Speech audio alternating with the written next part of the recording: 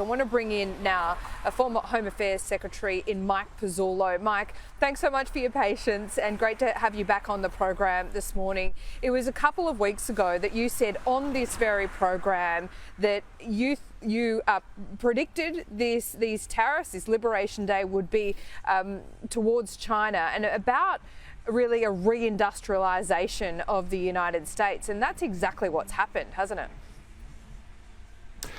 Good morning, Laura. Yeah, look, I think the big story here is the tariff number for China. There's an understandable focus in every country on their own number. Obviously, Australia is very focused on the 10%, although illogically Norfolk Island got a number as well, which is different from 10, but everyone's focused on their own number. But what really matters, because of the scale and the volume of Chinese exports to the US and the massive deficit that the US has with China, is that 54 number. What does 54 mean very quickly? The tariff announced yesterday at the White House was 34, but that's on top of a 20% tariff that was introduced by the Trump administration soon after inauguration. So you put those two numbers together, you've got a 54% tariff on China, but with a headroom to go to another 34%. That is a stupendously large number. I don't think, and Mr. Trump made some comments yesterday, and he's made some comments in recent weeks, I don't think that they anticipate that that number will ever come down, simply because the nature of China's economy and how it interacts with the US economy will mean that unless they deindustrialise to some extent and shed some manufacturing, the US will constantly be sucking those exports in unless there's a dramatic structural shift. Now, here's the play, Laura, and I suspect this is what's going to happen. You look at another number, say Vietnam, 46%, very large number. Vietnam's very much export orientated towards America. If the Americans were to say, that number for you, Vietnam, can come down if you buy less from China and more from us, so therefore your relationship with us improves, but you buy less of their advanced manufacturing products, things like space technology, things like computers, semiconductors and the like, but you buy it from us. And remembering with telecommunications, one day they'll get to say 6G technology. Don't buy your 6G from China, buy it from us. If that is the play, and I suspect it might be, although it's hard to discern, then that represents a huge structural change in the global economy. Yeah, it certainly does. There's also been some consternation and concern about the tariffs that you mention in our region in the Pacific, like Vietnam, as a side from China. How might that affect the global politics, the pivot that China is trying to make into our region, and what should Australia do in response? So we have a bigger role to play, Mike. We have a role, but very quickly before I get to that, I think what Mr. Trump is doing is forcing a choice. So Vietnam, for instance, Vietnam is comforted by the fact that the US 7th Fleet patrols in the Western Pacific, keeps them safe to some extent. Mr. Trump is saying, if you want our protection, you've also got to engage with us more favourably than you engage with China. This nonsense, as he would see it and as he would put it, that you don't really want to make a choice between us, what he's really doing is calling that out. I'm not saying that's good or bad, but that's what he's doing. And what Australia's got a very difficult balancing act now to play is to what extent in our engagements with Southeast Asia do we start to highlight and sharpen those choices? Do we start to say to Malaysia, Indonesia, Vietnam, Cambodia and others, look, you've got to really start to think about the structural imbalance in the global economy on the one hand, where China has 33% of global manufacturing, but its share of the global economy is only 20%. There's a massive structural distortion in China's favour.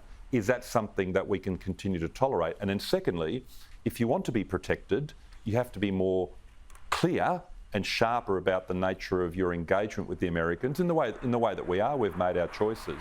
So he's forcing choices. I'm not saying necessarily that this is the best strategy, but it's certainly a high risk but high reward strategy, because in the end, Laura, what it might mean if, for instance, the EU and Southeast Asia starts to engage less with China, is that American high-end manufacturing has a renaissance and their exports start to go in where currently Chinese exports are going. It's a really fascinating element of this tariff story, which I think is underappreciated. Yeah, and when you analyse this engagement with Trump and the Trump White House, I think it's really interesting. Of course, things change when you're in the middle of an election campaign, and both Peter Dutton and Anthony Albanese want to present themselves as the one that not capitulating to the United States, standing up to them, but not, doing it in a way that will cut off our nose to spite our face. I thought it interesting that Peter Dutton was talking about defence spending in the realm of negotiation. How did you read that, and how might defence spending or AUKUS be leverage or otherwise? Well, 2 points to make. One, I think the Prime Minister's absolutely on the money when he says that there's no basis in logic to apply a tariff to a country with whom you have a trade surplus. Australia has a trade deficit with the US, so we're one of the few in that category, but we still got 10%, except for poor old Norfolk Island, because they had a minimum rate to apply to everyone. And there's been some talk that they've got concerns about the PBS in pharmaceuticals and other things like beef exports. So that process of getting into a dispute resolution process and a negotiation process, I think, is absolutely the right way to go. And I agree with Minister Farrell. I heard him, I think this morning or late last night, say that a calm approach to working through those issues technically is the way forward. Where I think we can leverage other things into the discussion, and you've seen separately comments being made about the need for allies like Australia to spend more on defence. The reason why the Americans are concerned about that is if the balloon goes up, and we all hope and pray that it won't, and God forbid that it comes to any kind of military conflict, what they're really concerned about is that they're going to be spread so thin that they're going to have to run to the rescue of a whole lot of countries who have been, in their words, freeloading in things like military capabilities. So, for instance, we've talked about on this program before, our lack of the size of our Air Force, missile defence interceptors, our ability to clear our own ports of mines. The Americans are saying, hang on, don't think that we'll come to you in a crisis, because we'll be stretched.